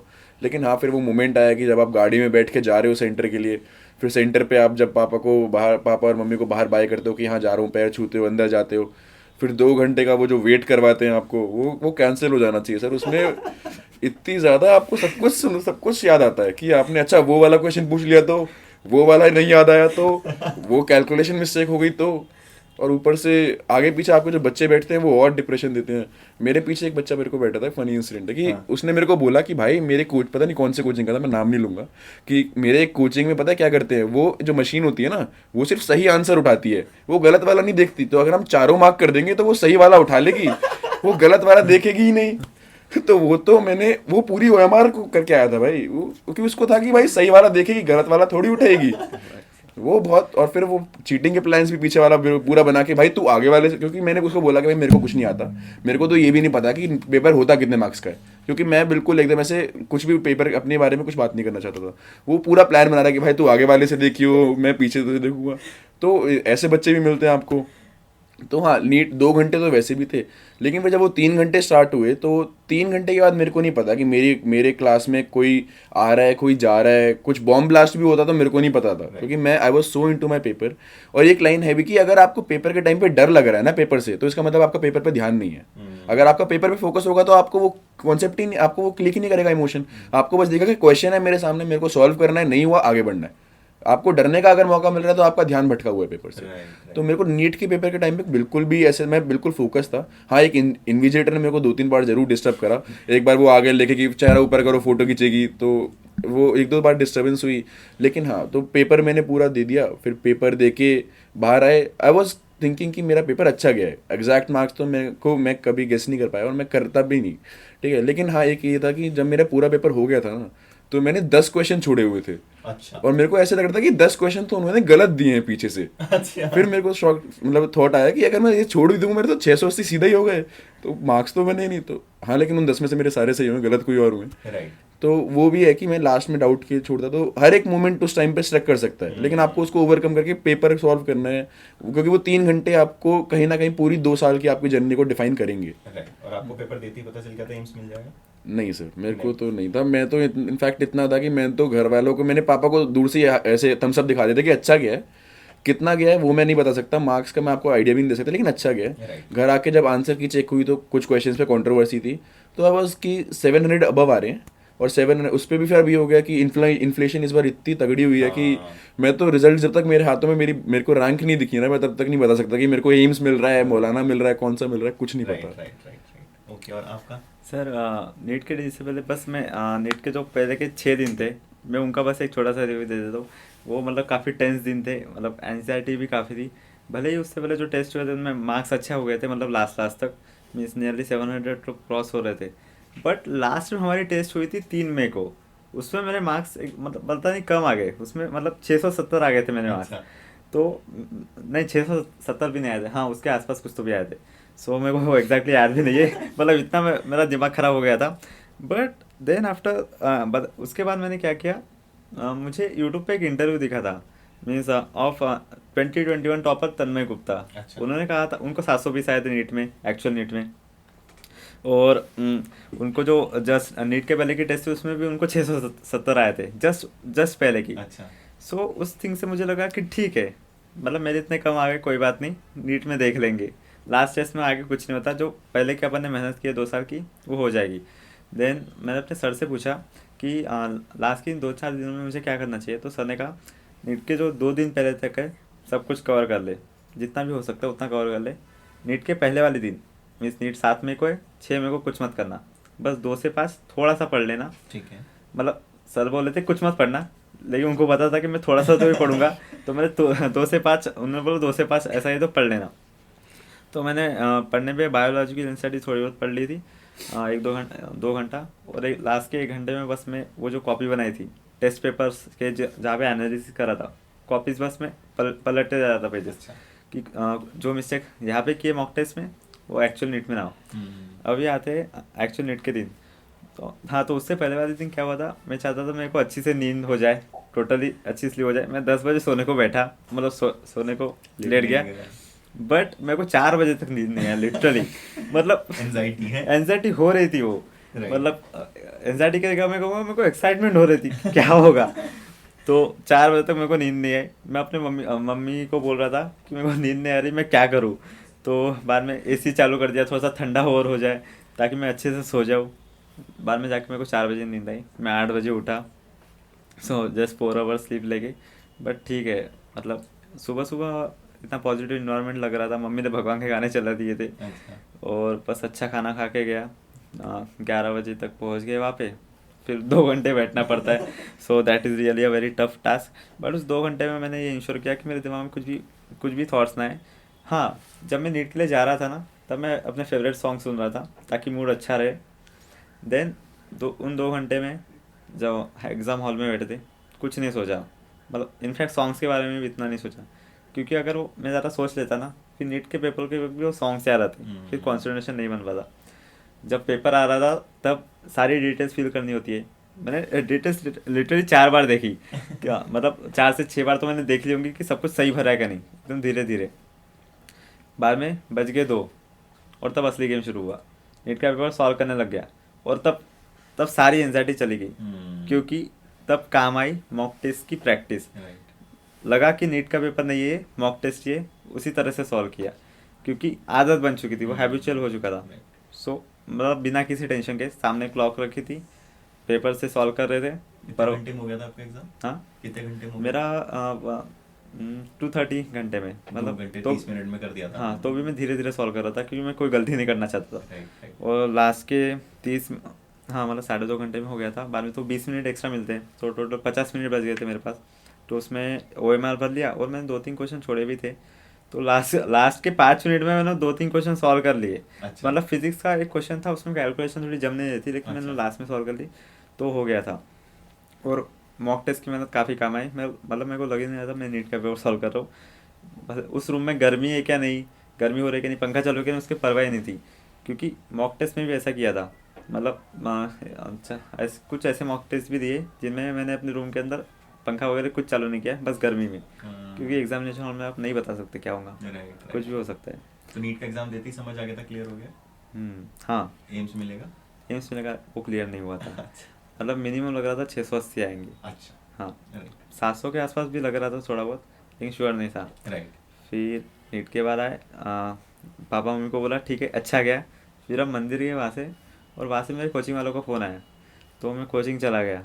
तो उन्होंने मेरा पेपर देखा, क्योंकि पेपर में मैंने टिक मार्क करके रखा था, उसके बाद लास्ट में OMR भरी थी, तो वहाँ से ही तब मार्क्स चेक कर लिए थे। सो तब 710 आए थे, बट अच्छा। कंट्रोवर्सी थी कुछ क्वेश्चन चल में, रही तो थी, हाँ। हाँ, तो 695 से 710 के बीच में कुछ भी आ सकता था, ऐसा मेरे को लग रहा था। अच्छा, राइट राइट तो ऐसा राइट राइट। अच्छा, पेपर अटेम्प्टिंग स्ट्रैटेजी क्या थी आपकी? मैं ये समझना चाहता हूँ कौन सा सेक्शन पहले किया, कौन सा बाद में किया, एंड कितना टाइम एलोकेट किया था उनके लिए, और इसी के साथ OMR कैसे बबल किया? क्योंकि मैंने बहुत इंटरव्यूज लिया, बच्चे कहते हैं मेरा पहली बार इसलिए निकला क्योंकि मैं पूरी OMR गलत भराया। तो क्या स्ट्रैटेजी थी OMR बबलिंग की और पेपर अटेम्प्टिंग की? सर पेपर अटेम्प्ट मेरा इनिशियली जो मैं पेपर अटेम्प्ट करता ना, तो मेरी स्पीड बहुत तेज़ थी, क्योंकि मैं क्या करता था, मैं क्वेश्चन पढ़ा, आंसर मारा, उस पर सोचना ही नहीं है, डबल थिंकिंग करनी ही नहीं है। तो फर्स्ट टाइम में जो थॉट आया उस पर आंसर मार के तुरंत मार्क करा। तो एक तुरंत OMR में भर दिया? तुरंत OMR में Right, भर right, दिया। right. तो एक टाइम तो ऐसा था कि मेरा 1.5 घंटे तक में पूरा पेपर निपट जाता था, और मैं पेपर दे के मस्त बाहर घूम रहा हूँ। फिर मेरे टीचर्स ने मेरे को पकड़, और उसमें भी नंबर मेरे ठीक आ रहे थे, 700 के आसपास आ रहे थे, तो मेरे को तो बढ़िया लग रहा था। लेकिन फिर जो टीचर्स ने पकड़ के डांटा मेरे को, पापा ने डांटा, तो उस दिन से मैंने बैठ लिया कि कुछ भी हो जाए 3 घंटे 20 मिनट से पहले मैं तो नहीं निकलने वाला, यहीं बैठूंगा। और फिर तो अब बैठ के आप कुछ तो करोगे, तो मैंने रिवीजन करना शुरू करा। अच्छा। हाँ, और रिवीजन मैं कहूँगा कि पेपर के टाइम पे अगर आपको रिवीजन करने का टाइम मिल रहा है ना, तो बहुत ही ज़्यादा गोल्डन अपॉर्चुनिटी है। Right. क्योंकि रिवीजन में आप पक्का कोई ना कोई 2 क्वेश्चन पकड़ते ही पकड़ते हो। मैंने नीट में 2 क्वेश्चन पकड़े हैं अपने, तो रिवीजन तो बहुत ज़रूरी है। राइट। ठीक है, तो अटेम्प्ट ऐसे करता था कि सबसे पहले केमिस्ट्री, मैं केमिस्ट्री पे बहुत कॉन्फिडेंट था। अच्छा। तो मैं केमिस्ट्री करी मैंने, केमिस्ट्री को फिर मैंने केमिस्ट्री मेरा ऐसे आधे घंटे तक हो जाएगा केमिस्ट्री। फिर और केमिस्ट्री और फिर बायो, मैंने केमिस्ट्री करी, फिर बायो करी। बायो में पूरी बायो मिला के मेरा बायो आधे घंटे 35 मिनट तक हो जाता था। तो 1 घंटे तक मेरा ये निपट गया। फिर मैं उसे करता था पूरा एकदम ऐसे रिवाइज बढ़िया से, कि अच्छा। मैं जितना टाइम पेपर सॉल्विंग को देता था उससे ज़्यादा रिवीजन को देता था। राइट। तो पूरा मैंने रिवाइज करा कि, और फिर उसके रिवाइज करने के बाद एक एक क्वेश्चन, मेरा पेपर देखोगे ना, तो मेरा पेपर में पूरा अंडरलाइन होता था, एक एक शब्द अंडरलाइन होता था, क्योंकि मैं पूरा एक एक शब्द रिवाइज करता था, चारों ऑप्शन रिवाइज करे। डीप रिवीजन के बाद मैंने OMR पे मार्क करना शुरू करा। और फिर जब मेरे 2 घंटे 10 मिनट तक मेरा ये पूरा 3 सब्जेक्ट निपट जाते थे, और फिर अब मेरे को ऐसे मेरे माइंड में थॉट आता था कि अब मैं हूँ और फिजिक्स है, अब देखते हैं अब क्या। फिर मैं फिजिक्स उठाता था, और जो मैं जैसे जैसे मैं रैंडमली क्वेश्चन 35, कभी मैंने 35 से शुरू कर दिया बैकवर्ड्स जाना, कभी 1 से शुरू कर दिया, तो एकदम ऐसे सीक्वेंस में करता गया। उसको भी पहले 1 गो दिया, फिर रिवीजन करते हुए OMR पे मार्क कर दिया। और अब जैसे आपने OMR का पूछा, तो OMR में ऐसे है कि सर मैंने OMR में बहुत ज़्यादा मार्क्स खोए हैं। हर अच्छा। एक टाइम तो ऐसा कहता है कि हर पेपर में मेरे को ऐसा था कि हर पेपर में 10 नंबर तो OMR के जा ही रहे हैं, और उस पर इतना OMR से ज़्यादा बड़ी गलती पे दुख होता ही नहीं, क्योंकि आप क्या एक्सप्लेन करोगे दुनिया को कि भाई आता था लेकिन मैं बेवकूफ़ी में गलत करके आया हूँ। तो मैं इसको एक्सप्लेन नहीं कर सकता था। तो लेकिन फिर मेरे को एक टीचर ने एडवाइस करा कि OMR का बेस्ट तरीका है, मान लो आप 53 क्वेश्चन का आपको C मारना है, आपने एक पेपर में देखा 53 का C, OMR पे आपको बस 53 देख के C मार्क कर दो, खत्म। इसके बाद और कोई रिलेशन नहीं, 54 से कोई रिलेशन नहीं, 52 से कोई रिलेशन नहीं, साथ साथ करो।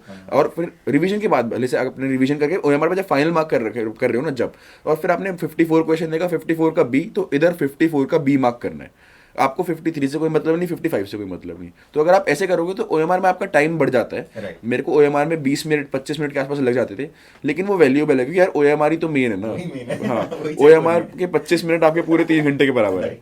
तो वो मैंने OMR पे टाइम दिया, लेकिन वो मेरे को वर्थ इट रहा, क्योंकि मेरी फिर फाइनल नीट में कोई मिस्टेक नहीं रही। राइट। तो आप क्या करते थे? पहले पेपर सॉल्व कर लिया, फिर रिवाइज कर लिया, फिर आपको जब पता चल गया कंफर्म है, तो आपने एक एक करके OMR एक को एक करके, बिल्कुल केयरफुली टाइम देके 20-25 मिनट देके भरा। बिल्कुल सर, बिल्कुल। और आपका क्या स्ट्रैटेजी रहता था? सर मेरा पर्सनल सजेशन तो ये रहेगा कि सबसे पहले उस सब्जेक्ट से स्टार्ट करो जो आपका स्ट्रॉन्गेस्ट है। सो लोग कहते थे कि बायोलॉजी से स्टार्ट करना चाहिए, बट मेरा स्ट्रॉन्गेस्ट क्योंकि फिजिक्स था, तो मैं फिजिक्स से स्टार्ट किया, फिर केमिस्ट्री, फिर बायोलॉजी। और एक चीज़ मैंने इसमें ये करी, क्योंकि जो 2022 का नीट का पेपर था, उसमें एक ट्विस्ट हो गया था कि उसमें बायोलॉजी काफ़ी ज़्यादा लेंदी आई थी। इंसर्शन रीजन काफी आ गए थे। या जी, जी, राइट। बिल्कुल, मतलब जहाँ पे बच्चों को सिर्फ 20 मिनट लगते थे बायोलॉजी करने के लिए, वहाँ पे अभी 1-1 घंटा लग रहा है, 1.5 घंटा लग रहा है। सो उसको मतलब अवॉइड करने के लिए आई डिड वन थिंग कि हर एक सब्जेक्ट को पर्टिकुलर टाइम अलॉट कर दो। मतलब मैंने तय कर लिया था कि फिजिक्स को मैं 40 मिनट में कर लूँगा, अगर नहीं भी हुआ तो भी क्वेश्चन लास्ट के लिए छोड़ दूंगा। ठीक है। केमिस्ट्री को 30 मिनट्स के लिए, उसका जितना टाइम बचे बायोलॉजी को दे दो। तो एक्चुअली ये चीज़ काम कर गई थी और क्वेश्चन ज़्यादा छोटे तो नहीं थे, और फिजिक्स 40 मिनट, केमिस्ट्री 30 मिनट्स, और लास्ट में बायोलॉजी में आराम से कर रहा था, क्योंकि बायोलॉजी में घुमा फिरा के भी क्वेश्चंस काफ़ी आते हैं एसोसिएशन रीजन में खासकर, तो मैं थोड़ा स्लो सॉल्व कर रहा था वो। राइट। और बाद में लास्ट का जो 50 मिनट बच गए थे, जैसे कि मैंने कहा 230 आवर्स में पेपर ख़त्म हो गया था। सो लास्ट तो मैं OMR का भी मतलब आराम आराम से भर रहा था। इसमें अगेन मॉक टेस्ट ने मुझे एक काफ़ी अच्छी चीज़ रियलाइज़ कर दी थी कि OMR में मेरी मिस्टेक्स होती है। मतलब एक मॉक टेस्ट में मेरे को याद है, मेरे को फिजिक्स में 6 क्वेश्चन रॉन्ग हो गए थे, जस्ट OMR गलत फिल करने की वजह से। मतलब वही होता है ना कि आप 52 का 51 में मार्क कर देते हो, फिर लाइन से गलत हो जाते हैं। सो इसको अवॉइड करने के लिए मैंने एक थोड़ी सी नई ट्रिक बनाई कि मान लो कोई क्वेश्चन है, मतलब आप पहले पूरा पेपर सॉल्व कर लो। ये मुझे फ़ायदेमंद लगता था क्योंकि मेरा इससे स्पीड से होता था। नहीं तो आप ऐसा भी कर सकते हो कि साथ साथ करते जाओ। मैंने थोड़ी अलग टेक्निक यूज़ की थी कि पूरा पेपर सॉल्व कर लिया, फिर जब OMR भरने की बारी आई, तब पहले 10 क्वेश्चन देख लिए, 10 नहीं 5, उसके जो आंसर है, मान लो BACDA है, तो उसको OMR में जस्ट ऐसा डॉट बना दो उस ऑप्शन पे छोटा सा, और बाद में 5 खत्म हो गया, ऐसा पूरी OMR भर दो।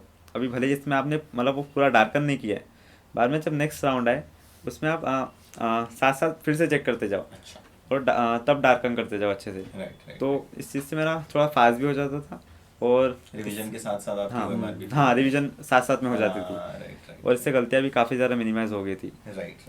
तो हाँ, मतलब आपकी अपनी स्ट्रैटेजी हो सकती है पेपर अटेम्प्टिंग की भी, और मॉक टेस्ट और OMR बबलिंग की भी, वो आपके ऊपर डिपेंड करता है आप किस तरह से कर सकते हैं। इन दोनों ने अपना पर्सपेक्टिव शेयर किया। सर टाइम पे एक पॉइंट और मैं ऐड करना चाहूँगा कि जो टाइम है ना, आपको 15 मिनट का बफर लेना पड़ेगा, क्योंकि नीट में आपको ऐसे जब एक्चुअल पेपर दे रहे होते हो तो मेरे को तो ये लग रहा था कि ये घड़ी तेज़ चल रही है क्या, क्योंकि मेरी स्पीड अपनी ऑटोमेटिकली मेरे अनकॉन्शियस माइंड की वजह से स्लो हो गई थी, और मेरा हर एक सब्जेक्ट से 5 मिनट का डिले चल रहा था। तो वो मेरे को फिजिक्स में मेरे को पता था कि एंड में प्रेशर डालेगा, तो वो हुआ भी मेरे साथ कि मेरे को फिजिक्स में लास्ट में बहुत प्रेशर आया, लेकिन मेरी टचवुड की एक्यूरेसी मेंटेन रही, तो मेरी सारी कैलकुलेशन पहली बारी में सही निकल गई। लेकिन हाँ, तो वो 15 मिनट का बफर आपको रखना पड़ेगा नीट के लिए, एक्चुअल नीट के लिए। राइट। तो कहीं ना कहीं टाइम इधर उधर हो सकता है, आप पहले से रेडी रहे उसके लिए। राइट। और एक और चीज़ ऐड करना चाहूँगा कि नीट का जब आप पेपर दे रहे हो, बहुत सारे ऐसे क्वेश्चन आ सकते हैं जिनमें आपको थोड़ा सा टेंस हो जाओगे, थोड़े से डिफिकल्ट आ जाएंगे। सो इसके लिए मेरी दीदी ने एक सजेशन दिया था कि जस्ट ड्रिंक वाटर, काम योर माइंड, अगर ज़्यादा टेंस हो रहे होंगे तो और शांत हो जाओ। अगर फिजिक्स में मान लो स्टार्टिंग के ही 5 क्वेश्चन बहुत ज़्यादा डिफिकल्ट आ गए, कोई बात नहीं, तो पीछे से स्टार्ट कर लो फिजिक्स का, मतलब लास्ट 50 क्वेश्चन से स्टार्ट कर लो, राइट। उल्टा कर दो, क्योंकि ज़रूरी नहीं लास्ट की भी डिफिकल्टी हो। हाँ, क्योंकि एक सेक्शन मुश्किल आएगा, तो जरूर ये भी हो सकता है कि जो आपका फेवरेट हो वही आ जाए। तुम्हारा डीमोटिवेट होने की जरूरत नहीं है, आप कोई और सेक्शन उठा लो या पीछे से कर लो क्वेश्चन, सारे क्वेश्चन ऐसे नहीं होंगे। राइट। तो ये हो गई नीट एग्जाम तक की जर्नी। नीट का जब रिजल्ट आया, जब फाइनली क्लियर हुआ और आपको पता चल गया आपकी AIR क्या है, तो आपकी लाइफ कैसे बदली? सर लाइफ एकदम ऐसे 180 डिग्री जैसे टर्न कहते हैं ना, कि उससे पहले तो अपन ऐसे 16-16 घंटे पढ़ रहे हैं, और उसके बाद आपको पता ही नहीं लग रहा दिन में घंटे कहाँ जा रहे हैं, क्योंकि उसके बाद जो छुट्टियां पड़ती है ना, तो मैं तो कई बार बच्चों को बोल भी देता हूँ कि जो अगर तुम नहीं पढ़ने का मन करना तो बस उन छुट्टियों के मोटिवेशन में पढ़ लो, कि उन छुट्टियों में इतने तगड़े लेवल का एंजॉय करेंगे कि अभी पढ़ लेते हैं। राइट। तो वो 3 महीने में तो बेस्ट वेकेशंस जो समर वेकेशन बचपन में मिलती थी, विंटर, कुछ नहीं, ये जो 3 छुट्टियां थी ना, सब 3 महीने की छुट्टियां सबसे बढ़िया। राइट। और इसमें आप कुछ चाह के भी नहीं पढ़ सकते, खाली बैठे हो आप मस्त, आपको पूरा टाइम बस आपको वेस्ट करना है, और इससे ज्यादा जो मतलब वेस्ट ठीक है नहीं, एग्जैक्टली एंजॉय कर रहे हो तो बड़ा मजा आता है। हाँ, फैमिली, मेरी मम्मी मेरे को अब भी कहती है तूने 3 महीने बर्बाद करे कुछ कर, लेकिन ठीक है, मैंने 2 साल दिए हैं ना, तो मैंने बड़ा एंजॉय करा वो 3 महीने, बहुत एंजॉय करा, एक्सेसिव एंजॉय, जितना इंस्टाग्राम में एक्सप्लोर कर सकता था, जितनी मूवीज, नेटफ्लिक्स, सब करा है मैंने, तो जब घूमा रिजल्ट भी आया बहुत। फाइनली, तब कैसे आपको पता चल गया मेरी AIR इतनी है? जो रिजल्ट वाला दिन था वो थोड़ा डिस्क्राइब। सर रिजल्ट ऐसे था कि हमें टेंटेटिव डेट का आइडिया था कि रिजल्ट एक दो दिनों में आ सकता है। तुम वही, मेरे पापा तो बहुत लगे हुए थे कि हर एक सेकंड में ऐसे रिफ्रेश कर करके देख रहे हैं। मेरे को ऐसा लग रहा है कि एक बार तो साइट भी उन्होंने हैंग कर दी होगी कि वो बहुत बार रिफ्रेश करके देख रहे हैं। लेकिन ऐसा मोमेंट हुआ कि पापा को मेरी बहन ने सुला दिया कि आप थोड़ी देर सो जाओ, इतना टेंस मत करो, रात का टाइम रिजल्ट आया था, तो बहन ने सुला दिया कि आप लेटो, आप फोन से तो आंखें हटाओ। इसने सडनली, मैं सो के उठाऊँ क्योंकि मैं तो बहुत चिल हूँ, मैं सो रहा हूँ मस्त, तो मैं सो के उठाऊँ, मेरे को टीचर का फ़ोन आया मेरे कि वेदांत कॉन्ग्रेचुलेशंस। अब मेरे को कोई आइडिया ही नहीं क्या चल रहा है दुनिया में। मैंने कहा थैंक यू मैम। फिर और मैं 2-3 मिनट की बात की मैंने पूछा मैम कॉन्ग्रेचुलेशन किस लिए कौन क्या है? मैंने कहा टीचर तुम्हें नहीं पता तुम्हारी एज 32 आ गई है। मैंने कहा अरे क्या बात है। फिर एक PDF रिलीज करते हैं ना NTA वाले जिसमें टॉप 50 की होती है उस, तो मेरे को वो PDF फॉरवर्ड आया, फिर मैंने वो देखा। फिर आई रिमेंबर कि मैंने पापा को दिखाया, मम्मी को दिखाया, मेरी मौसी उस वक्त ही अम्मा पापा थे, तो मैंने उन सबको रिजल्ट दिखाया। पहले मोमेंट से ही आंखों में आंसू आना शुरू हो गए क्योंकि वही उसी के लिए सबने बहुत मेहनत करी थी। तो बहुत फिर मीडिया आ गई, इंटरव्यूज़ वगैरह हुए, फिर टीचर्स को मैंने फ़ोन करके उनको थैंक्स बोला, और कितना भी थैंक कर लूँ इनफ नहीं है, लेकिन मोमेंट बहुत चेरिशेबल मोमेंट्स थे। तो नीट का रिजल्ट वाला दिन तो ऐसा रहा। फिर उसके बाद तो सीनियर्स से बात होने लग जाती है, जिस कॉलेज में आप होते हो उन सीनियर्स के फ़ोन आने लग जाते हैं, तो उनसे बातें हुई। राइट। और आपका कैसा रहा रिजल्ट? सर मतलब नीट में जहाँ 18 घंटे पढ़ाई करते थे, अभी 18 घंटे मस्ती करने लग गए थे नीट के बाद। और रिजल्ट का दिन भी आई थिंक 13 जून को, मतलब 14 जून को रिजल्ट रिलीज होने वाला था, मतलब हुआ था। और हमें कोचिंग से फ़ोन आने लग गए थे कि तुम कोचिंग आ जाओ। तो 13 जून को मैं कोचिंग चला गया था। मतलब मेरा प्रॉपर घर नागपुर में नहीं है, नागपुर से थोड़ा सा दूर है। सो मैं वहाँ से फिर कोचिंग गया, और पूरे दिन हम इसी इंतज़ार में कि रिज़ल्ट अब आएगा, रिज़ल्ट अब आएगा। बट रिज़ल्ट उस दिन आया नहीं कुछ। तो हम बस दोस्तों के साथ ऐसे ही कुछ कर रहे, कार्ड्स वार्ड्स खेल लिए, कुछ खेल लिया, थोड़े से इंजॉय कर रहे, टीचर्स लोगों के साथ बात कर रहे, क्योंकि टीचर्स काफ़ी ज़्यादा खुश थे कि इतना अच्छा रिजल्ट आया। उन्होंने जो भी उनकी जो भी एक्सपेक्टेशंस थी वो, और पेरेंट्स भी काफ़ी ज़्यादा खुश थे, मतलब उनकी जो मेहनत थी। मतलब उन्होंने इनफैक्ट नीट से पहले मुझे कहा था कि नीट के एक दिन पहले कि कितने भी मार्क्स आए फ़र्क नहीं पड़ता, यू जस्ट इंजॉय। हमें पता है तो सिलेक्ट तो हो जाएगा, बाकी जितने भी मार्क्स आए, जितनी भी रैंक आए, फ़र्क नहीं पड़ता, जस्ट इंजॉय, आराम से पेपर देना। और फिर रिज़ल्ट का दिन आया 14 जून, रिज़ल्ट आ गया। इनफैक्ट मेरे को उसका रात को सर का फ़ोन आया था, मतलब वो बताते मुझे कि कॉन्ग्रेचुलेशन यार 27। So I was so happy at that time. मेरे घर में पूजा चल रही थी और मेरे को फ़ोन आ गया, तो इसे जस्ट भगवान का आशीर्वाद ही समझूंगा मैं। सो मतलब तब मम्मी पापा इतने ज़्यादा खुश हुए थे, और अगले दिन हम कोचिंग चले गए थे सेलिब्रेशन के लिए। सो जब वो जो टीचर्स के आंखों पे जो खुशी थी, चेहरे पे जो खुशी थी, वो मम्मी पापा के, दैट इज़ समथिंग, मतलब जिसको मैं किसी से कंपेयर नहीं कर सकता ना। क्योंकि उन्होंने जितनी मेहनत की है हमारे लिए, वो सच में, मतलब क्योंकि मैं उस बैच से था जो मतलब जिसे सोचते थे कि यहाँ से अच्छा रिजल्ट नहीं आ सकता। क्योंकि जब आप 12th में किसी कोचिंग को ज्वाइन करते हो, वो आपको अच्छी बैच में, तो मतलब इतनी टॉप बैच में नहीं डालेंगे। सो हम मुझसे किसी को भी मतलब ऐसी उम्मीद नहीं थी कि मेरी टीचर्स को थी, वो जानते थे कि मैं कर सकता हूँ। So they motivated me throughout the journey. Last में जब रिजल्ट आया तो उनके चेहरे पे जो खुशी थी, और मम्मी पापा के, तो दैट वाज रियली हैप्पी। हाँ, तो आप जो 2 साल की मेहनत करते हो, फाइनल रिजल्ट के दिन जब आप पेरेंट्स के चेहरे पे देखते हो ना, अपने चेहरे पे, तो वो लगता है वर्थ इट था कि मैंने कितना अच्छा काम किया है। वो अचीवमेंट की फीलिंग होती है ना, वो आई थिंक बहुत रेयरली मिलती है। तो वो एक ऐसा मोमेंट था जब आपको आई थिंक अचीवमेंट की फीलिंग मिली। एंड पेरेंट्स हो, टीचर्स हो, उनका सपोर्ट रहता है, कंट्रीब्यूशन तो बहुत बड़ा होता है। आई थिंक उनको आप कभी थैंक यू नहीं बोल सकते, बट हाँ ये है कि उन्हीं की वजह से हम जहाँ भी हैं वो हैं।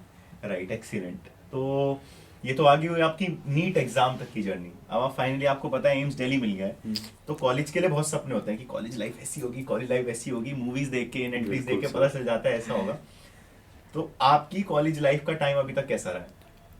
सर अभी तक मैं कहूँगा कि कॉलेज लाइफ मेरी अच्छी चल रही है। पेपर्स जब आते हैं थोड़ा हेक्टिक हो ही जाता है, वो तो है ही, क्योंकि असल में क्या है ना, जैसे आप कॉलेज में आते हो तो पढ़ते नहीं हो, ठीक है, हार्ड फैक्ट है। पढ़ते तो आते ही कोई नहीं पढ़ता है, क्योंकि उसको सब कुछ देखना है, बिल्कुल नई लाइफ है, 2 साल आप बंधे हुए हो, अब आ रहे हो, आपको देखना नहीं है, अच्छा घड़ी में 2 बज गए, पढ़ने बैठो, कुछ नहीं करना, आप मस्त एकदम इंजॉय करते हो। फिर जब पेपर आते हैं सडनली तो पता लगता है कि अच्छा ये भी पढ़ा दिया, ये भी पढ़ा दिया, ये भी सिलेबस है। तो पेपर्स के टाइम पे थोड़ा बहुत होता है, लेकिन बाकी जो आपकी कॉलेज लाइफ है वो बहुत ज़्यादा, बहुत प्यारी लाइफ है। और एम्स दिल्ली तो बहुत नेक्स्ट लेवल लाइफ है, आप हर चीज़, हर मोमेंट एंजॉय कर सकते हो अगर चाहो तो। राइट। तो आपका मेमोरेबल मोमेंट क्या रहा है कॉलेज लाइफ का? अभी तक तो हमारा एक पर्ल्स साउथ ईस्ट एशिया का बहुत बड़ा फेस्ट होता है हमारा पर्ल्स। तो पर्ल्स में मैंने इनफॉर्मल से एक डिपार्टमेंट है, मैं उसमें था। और उसमें हमने बहुत सारे इवेंट्स करवाए, फिर जो सुनी कॉन्सर्ट्स वगैरह थे सुनिधि चौहान वगैरह के, ये सारे मोमेंट्स मेरे को इतने ज़्यादा इंजॉयबल है कि मैं पूरा मोमेंट रिलीव कर सकता हूँ चाहूँ तो। तो मेरे को बहुत मज़ा आता है कॉलेज इंटरेस्ट मिलता है ना जब याद भी करते एग्जैक्टली। राइट। और आपकी कॉलेज लाइफ कैसी रही? सर सबसे पहला दिन मेरा जो था काउंसलिंग का था, उस दिन मैं मेट्रो के गेट से जैसे ही बाहर निकला, मेरे को एम्स दिल्ली के राजेंद्र प्रसाद सेंटर दिख रहा है, वो ऑप्थेल्मोलॉजी का। So I was like wow, this is the heaven. क्योंकि उसे बहुत बार देखा था, इनफैक्ट आर्यन राज सिंह जो हमारे सीनियर है उनके वीडियोज़ में काफ़ी देखा है। तो भाई साहब आई was like so much happy. और मेरे पापा आए थे मेरा एडमिशन कराने के लिए, पापा और मामा जी। सो मैं जब उनके साथ चल रहा था, I was like feeling proud कि हाँ यार मैंने उनका सपना पूरा कर दिया। तो वो एक काफ़ी अच्छा रहा। बाकी AIIMS Delhi is like really very very मतलब फाइनेस्ट कॉलेज है इंडिया का। आप यहाँ पे जो चाहे वो कर सकते हो, हर चीज़ में आपको सपोर्ट है। खेलना है खेलो, पढ़ना है पढ़ो, रिसर्च करना है रिसर्च करो। यहाँ पे इतने मतलब in fact research point of view से बोलूँगा कि यहाँ पे इतनी सारी अपॉर्चुनिटीज़ है, मतलब आप इतने सारी चीज़ें कर सकते हो। मतलब इतने सारे टेक्निक्स है, इनोवेशंस हो रहे हैं, आपको पता चलते हो। इस इंस्टीट्यूट में इंडिया के इस इंस्टीट्यूट में सबसे पहले हो रहे हो, यहाँ से बाकी सब में जाते हैं। सो आपको सबसे पहले उनके दर्शन हो जाते हैं और मतलब आपको उन चीज़ों को हैंड्स ऑन एक्सपीरियंस का मौका मिलता है। ये तो सब एकेडमिक से रिलेटेड बातें होगी। बाकी पल्स, इनसाइट, इनफेस्ट, ये सब हमारे है। अभी तक तो पल्स हुआ है जो कि सबसे बेस्ट था। और बाकी हमारे कॉलेज में बड़े बड़े नोबेल लॉरियट्स लेक्चर देने आते रहते। इस बार डेविड जूलियस आए थे, उनका लेक्चर अटेंड किया था। सो दैट वाज रियली मतलब वो एक्सपीरियंस ऐसा था जिससे मैं प्राउडली कह सकता हूँ yes I am AIIMSonian. So that is. और सबसे मेमोरेबल मोमेंट की बात करूँगा तो वो है ये है कि जिस दिन मैं पहले दिन आया था एम्स दिल्ली के, उस दिन ऐसा था कि सब लोग नए नए थे। तो मेरे को लगा था इनके साथ इतनी नहीं बनेगी। अच्छा। हाँ मतलब मैं तब काफ़ी डरा हुआ था कि इनके साथ बातें होगी कि नहीं। लेकिन अभी जब उन लोगों के साथ बातें होती है, दोस्तों के साथ जिनके साथ लगा था कि नहीं हो पाएगी, तो that is means that each and every moment is memorable for me. मतलब इतने सारे अच्छे लोग हैं आपके पास, बस आपको वाइडर स्पेक्ट्रम से देखना है। राइट। तो आपको बहुत सारी एक्टिविटीज करने को मिलती है ना, तो आई थिंक कॉलेज लाइफ और इंटरेस्टिंग बन जाती है। हॉस्टल लाइफ कैसी रही आप दोनों की? मैंने बॉयज हॉस्टल के बारे में बहुत सुना है और कहानियां भी सुनी है। आप लोग की एम्स दिल्ली में हॉस्टल लाइफ कैसी रही है? सर बॉयज़ हॉस्टल के बारे में मतलब ऐसे जितनी आपने मतलब ऐसे गंदी कहानियाँ गलत कहानियाँ सुनी है वो सही है, जो अच्छी सुनी है वो तो मुश्किल है। राइट। ठीक है, तो हमारे हॉस्टल्स ऐसे हैं कि एक कमरा है, उसमें 2 बेड हैं और वो इतना छोटा कमरा छोटा ही है। ठीक है, अब एम्स दिल्ली का कमरा है भले से, लेकिन कमरा छोटा अभी। हाँ, क्योंकि अभी शेयरिंग भी है, आगे जाके फर्स्ट ईयर के बाद हमें सिंगल रूम मिल जाएंगे तो वो कंपेरेटिवली बड़ा हो जाएगा। तो उसी रूम में आप 2 बंदे रह रहे हो, उसी में आपकी स्टडी टेबल है, उसी में वॉश बेसिन है, तो कमरा तो छोटा है।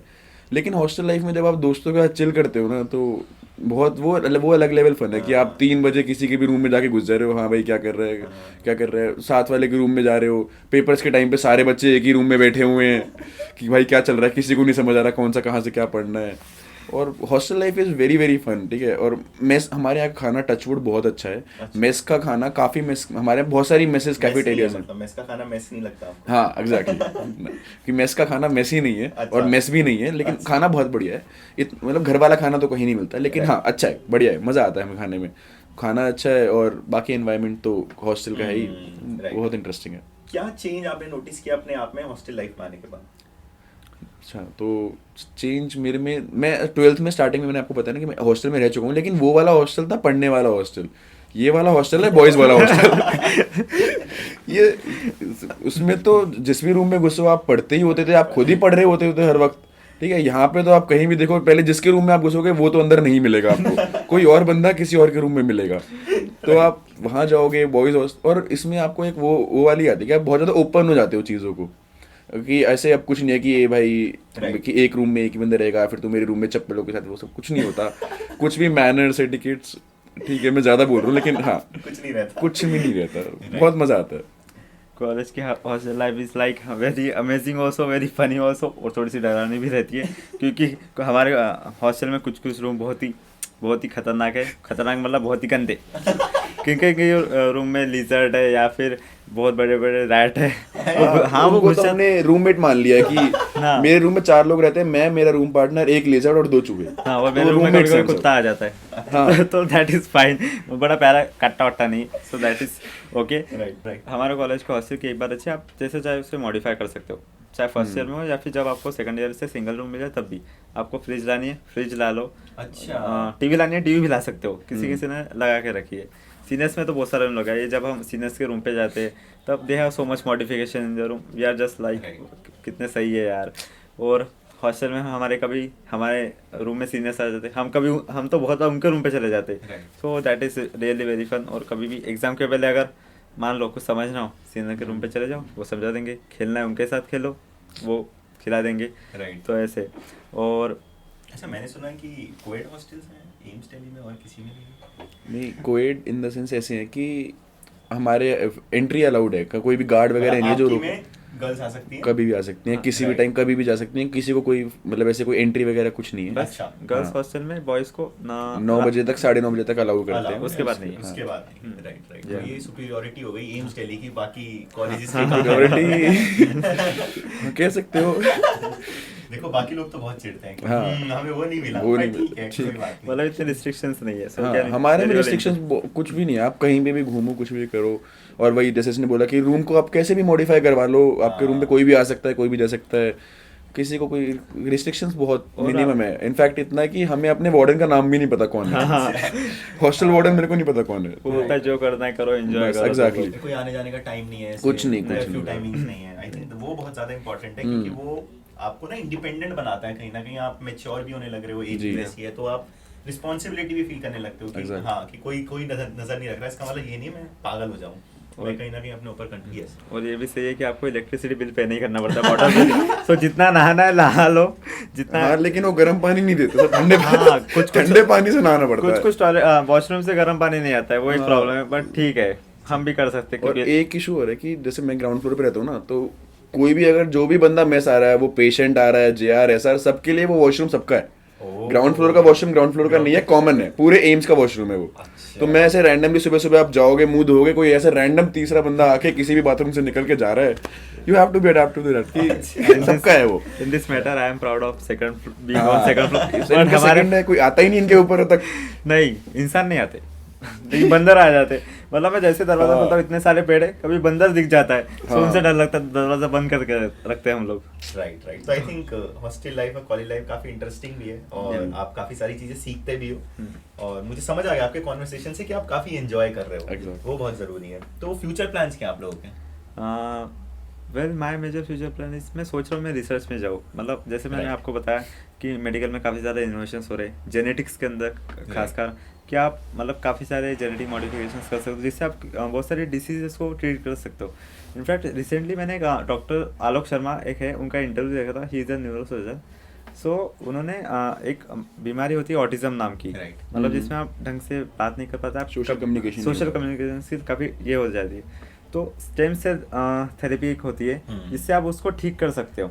और इनफैक्ट वो थेरेपी देने के बाद आपकी बहुत सारी हिडन कैपेबिलिटीज़ है वो बाहर निकलती है। जैसे कि एक बच्चे को दी गई थी, उसको ऑटिज्म था, उसको देने के बाद वो मैथ्स में इतना ज़्यादा अच्छा हो गया, he is so very good with numbers कि वो बच्चा आपके मतलब अब अगर दिमाग में कोई नंबर सोच लो वो बता देगा वो क्या है, मीन्स और ये सच्ची घटना है एकदम।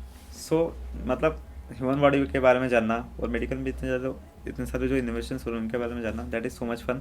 सो I think I can go into research, और doctor is also very good, उसमें भी जा सकता हूँ। कोई पर्टिकुलर फील्ड जो सोचा आपने अगर पीजी करोगे मैं भी एक्सप्लोर कर राइट। और आपके? सर मेरे को रिसर्च में तो मैंने आपको बताया ना स्टार्टिंग में, एक्सप्लोर करने का बड़ा मन था, तो मेरे को रिसर्च में तो इंटरेस्ट है, तो मैं कोशिश भी कर रहा हूँ। असल में हमारे एम्स में रिसर्च के लिए बहुत ओपन अपॉर्चुनिटीज़ हैं। आपको बस एक प्रोफेसर के रूम पे जाना है, आपको उनके जो रूम है उस पर जाके बोलोगे सर मेरे को आपके साथ रिसर्च करनी है, वो आपको ऑन गोइंग प्रोजेक्ट्स बताएंगे कि मैं इन प्रोजेक्ट्स पे काम कर रहा हूँ, आपको जिसमें इंटरेस्ट है आप आ जाओ। इतना ओपन एनवायरनमेंट है, तो मैं कुछ अपॉर्चुनिटीज़ अवेल करी है हमने, मैं कोशिश भी कर रहा हूँ 1-2 प्रोजेक्ट्स की भी। तो रिसर्च में मेरे को मज़ा आता है, मेरे को कैंसर से रिलेटेड जानने में बहुत मज़ा आता है, क्योंकि कैंसर इज़ वन थिंग जो मेरे को फैसिनेट करती है कि यार इसकी दवाई क्यों नहीं बना पा रहे, हमें पूरा कॉज पता है, सब कुछ पता है, तो दवाई बना लो, क्यों नहीं बना पा रहे। तो मेरे को उसमें बड़ा मजा आता है, तो मैं कैंसर में कर रहा हूँ। और एक जो मेरे को जो फील्ड सबसे ज़्यादा वो करती है कि वो मेरे को करती है surgery. I am very very enthusiast of the human body, कि जब DH में मतलब डायसेक्शन हॉल में भी जब होते हैं ना, तो मेरा बड़ा मन करता है कि डेली डायसेक्शन मैं ही कर लूँगा, क्योंकि मेरे को ह्यूमन बॉडी बहुत सही लगती है।